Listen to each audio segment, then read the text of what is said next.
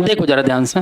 अब बेटा बात ये आती है कि जैन धर्म और बौद्ध धर्म में क्या बेटा सिमिलरिटी के क्या क्या समानता रही हैं। बेसिक देखो, जैन धर्म और बौद्ध धर्म की समानता को देखना है तो बेटा यहाँ जरा ध्यान से देखोगे इनकी समानता को लेकर, तो पहला तो दिमाग में ये आना चाहिए कि जैन धर्म और बौद्ध धर्म, क्या बेटा जैन धर्म और बौद्ध धर्म का ओरिजिन मतलब उद्भव हुआ, इनका जन्म हुआ, इनका जन्म ही पहला कारण ये था कि दोनों का के वैदिक धर्म के अंतर्गत जो कमियां आई हैं, वैदिक धर्म की कमियों के परिणाम स्वरूप इसका जन्म हुआ।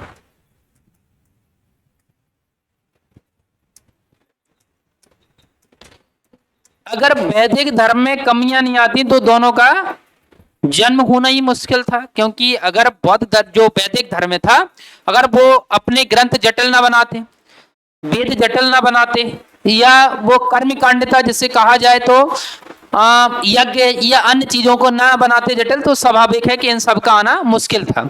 तो यहाँ हाँ, तो पहला अगर देखा जाए तो इनके बीच में क्या क्या समानता है, तो पहली तो समानता ये है कि बेटा दोनों का जन्म 600 BC में हुआ।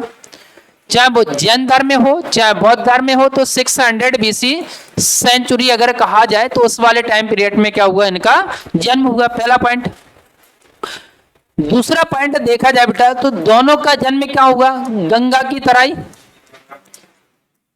की तराई वाला क्षेत्र या गंगा नदी वाला जो इलाका है उसी में अगर देखा जाए तो नेपाल और बिहार वाले बॉर्डर वाले क्षेत्र में क्या हुआ, दोनों का जन्म वहीं हुआ। तो दोनों ही गंगा की तराई में निकल कर आएंगे, तो वहां दोनों का क्या हुआ, मुख्यतः ओरिजिन हुआ। ठीक है। और दोनों में और सिमिलरिटी क्या बेटा, और सिमिलरिटी के रूप में अगर देखा जाए तो यहाँ जैन धर्म में कौन बेटा, महावीर स्वामी, और बौद्ध धर्म में कौन है बेटा, भगवान बौद्ध, गौतम बुद्ध। तो दोनों ही जे भी कौन से वर्ण से है बेटा, क्षत्रिय वर्ण से निकल कर आए, और जे भी कौन से वर्ण से निकल कर आए बेटा, क्षत्रिय वर्ण से निकल कर आए। तो इसका मतलब है कि दोनों में क्या है बेटा, सिमिलरिटी है कि दोनों का ओरिजिन का एक ही कारण ये है कि दोनों क्या बेटा क्षत्रिय कुल से निकल कर आएंगे। तो इस वजह से जी क्या हाँ कह सकते हैं कि इनकी व्यवस्था एक संघ वाली व्यवस्था के रूप में। तो वहां अगला पॉइंट देखा जाए तो दोनों ने मूर्ति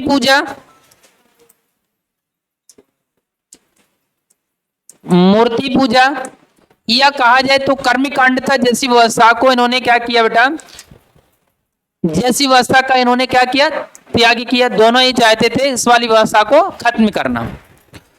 और सिमिलरिटी क्या हो सकती है, और सिमिलरिटी की बात की जाए तो जैन धर्म और बौद्ध धर्म में दोनों ही ने ही जाति व्यवस्था का विरोध किया, जाति व्यवस्था का विरोध किया। ये भी चाहते थे कि देखो जाति जैसी व्यवस्था ना हो, अर्थात कहा जाए तो इन्होंने किस पर विश्वास किया बेटा, समानता पर। किस पर बेटा, समानता पर बल दिया। चाहे वो क्षत्रिय कुल से हो, चाहे ब्राह्मण कुल से हो, चाहे वो किसी भी जाति का हो, वो हमारे यहाँ आ जाए तो लगभग क्या रहेगा बेटा, उसके साथ एक समानता का क्या किया जाएगा, व्यवहार किया जाएगा।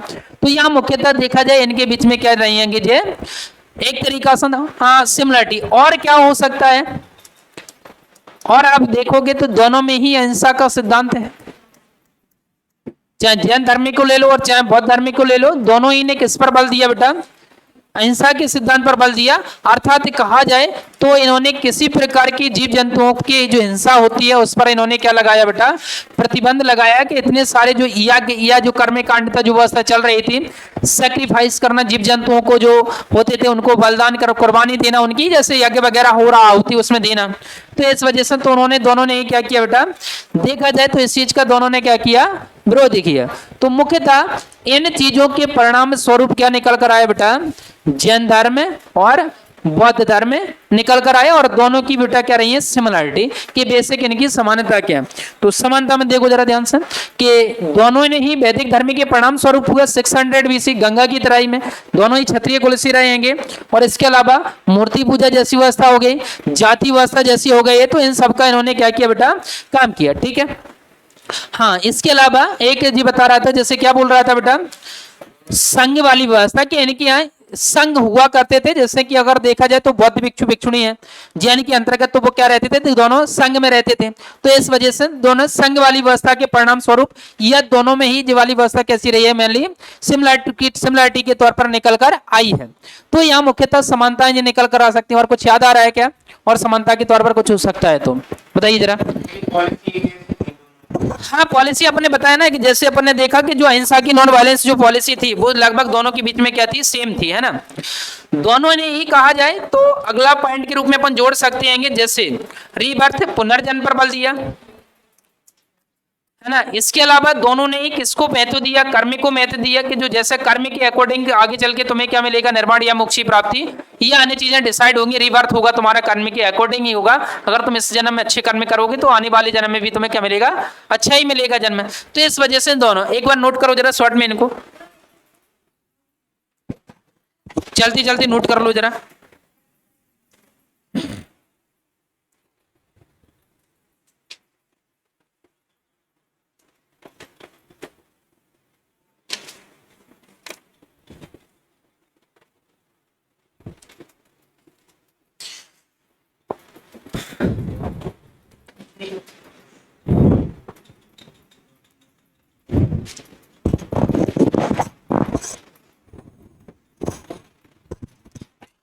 थोड़ा सा फिर कर लेना। एक चीज और बता दे रहा हूं कि इनके पतन के कारण क्या है, तो पतन के कारण और देख लो, है ना। तो जैन धर्म और बौद्ध धर्म में सॉरी असमानता है कि इनके बीच में पतन तो देख चुके हैं ना, तो इनके बीच में क्या क्या डिफरेंस है, हाँ अंतर देखना है ना। मतलब असमानता है कि इनके बीच में अभी अपन ने क्या देखा, सिमिलरिटी देखी, इनके बीच में क्या क्या समानता रही है। अब इनके बीच में मुख्यतः अपन को क्या देखना है, डिफरेंस, असमानताएं कि क्या क्या ये इनमें संभव है। जैसे फॉर एग्जांपल, जैसे अगर बात की जाए यहाँ इसकी जैन धर्म की और बौद्ध धर्म की।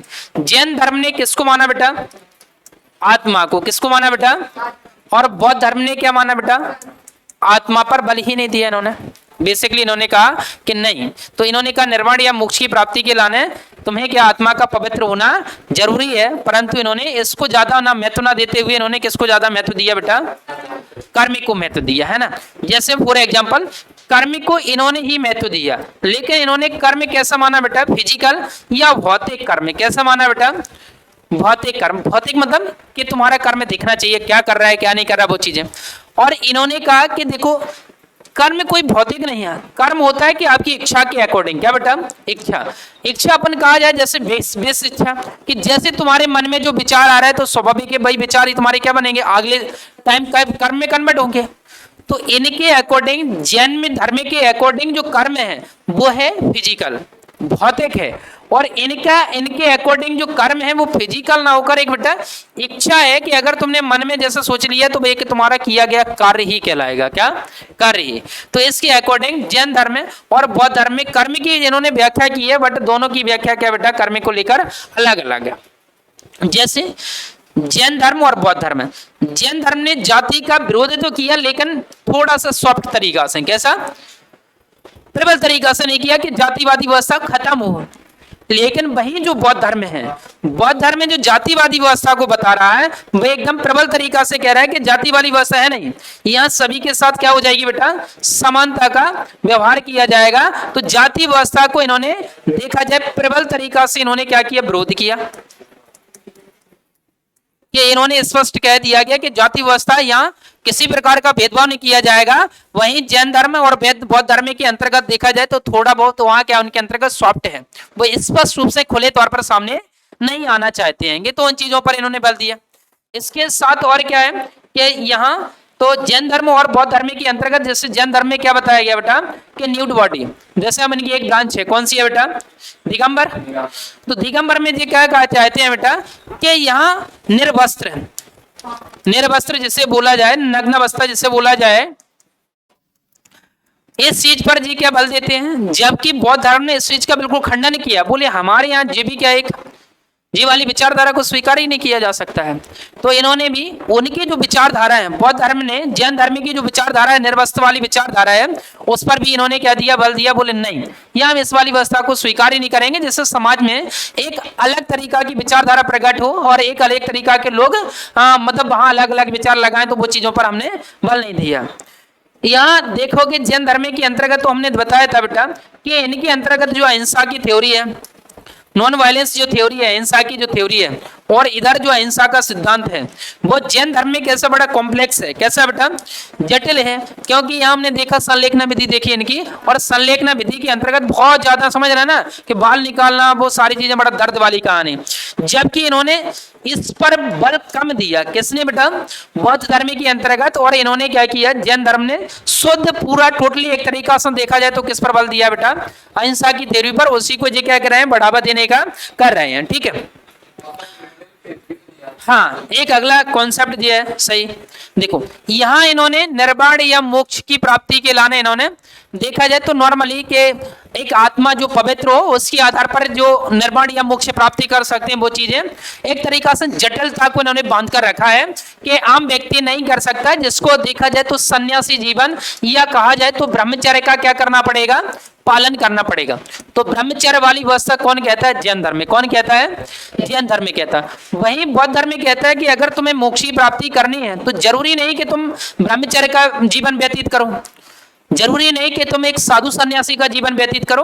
अब घर में भी रहकर जो मोक्ष या निर्वाण की प्राप्ति कर सकते हो तो इसका मतलब है मध्यम मार्ग। क्या है? मध्यम मार्ग। तो मध्यम मार्ग का इन्होंने क्या किया, प्रतिपादन। जैसे फॉर एग्जांपल मध्यम मार्ग का मतलब ये है कि एक तो तुम क्या कर सकते हो कि शरीर की काया कलेश। क्या बेटा? काया कलेश। काया कलेश का मतलब समझ रहा ना कि शरीर को कष्ट देना।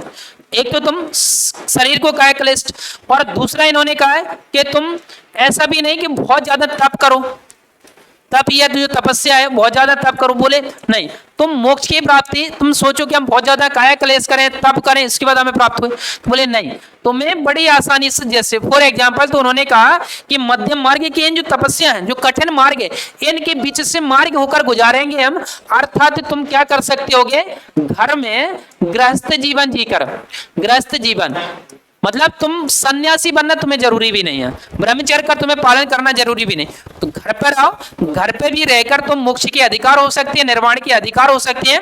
बस तुम्हें जो बौद्ध धर्म की शिक्षा दीक्षा है, जैसे 4 आर्य सत्य हुए, अष्टांगिक मार्ग हुए, अगर इनका तुम पालन कर सको तो कर लेना, नहीं तो बड़ी आसानी से तुम्हें भी क्या हो जाएगी, मोक्ष की प्राप्ति। अर्थात कहा जाए तो तुम्हें इन्होंने क्या दिया, मध्यम मार्ग दिया। और भाई इन्होंने क्या किया है कि जो वाली व्यवस्था है जो मोक्ष की प्राप्ति के लाने इन्होंने सन्यास या ब्रह्मचर्य पर इन्होंने क्या दिया, बल दिया। तो बेसिक डिफरेंस इनके देखने को मिलेंगे कि बेसिक डिफरेंस इनके यही रहेंगे, और देख सकते हैं तो यही है मुख्यतः इनके, है ना। अब इनको एक बार कर लो, तुम नोट कर लो जरा, है ना,